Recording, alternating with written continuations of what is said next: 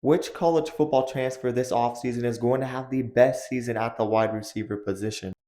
And honestly, I think this year is going to be one of the more interesting years for wide receivers. At least when you look at the portal additions, there's a lot of teams that have had lack of wide receiver depth picking up some of the best portal additions this offseason at wide receiver. A team that comes to mind is Penn State. You got guys who could easily be the best wide receiver, not just one, not just two, but three. Devontae Ross is a 1,000-yard receiver from Troy transferring to Penn State. Trevor Penning had nearly 1,000 yards for Syracuse, another guy to watch, and also the talented Kyron Hudson from USC transferring to Penn State. Honestly, I don't think it's going to be one of those three guys. I love Penn State's receiver room, but who's going to have the best season? One guy that comes to mind is Casey Concepcion for Texas A&M, a guy that's going to make an impact for them. But there are questions with that A&M offense. Is Marcel Reed the guy at quarterback? Is he that good?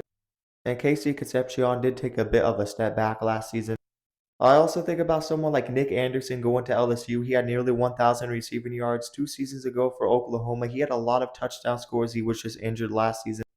But really, this may be a hot take, but if I had to pick one receiver who I think is going to have the best season in 2025, it's going to be Zachariah Branch.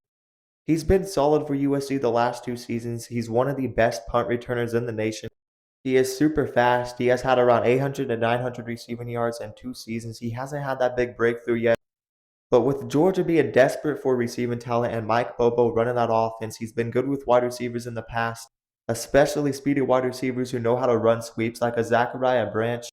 I love this addition for Georgia. I think he's one of the more underrated transfer pickups. I think he's going to have the best season. What's your guys' thoughts down in the comments below? And don't forget to follow.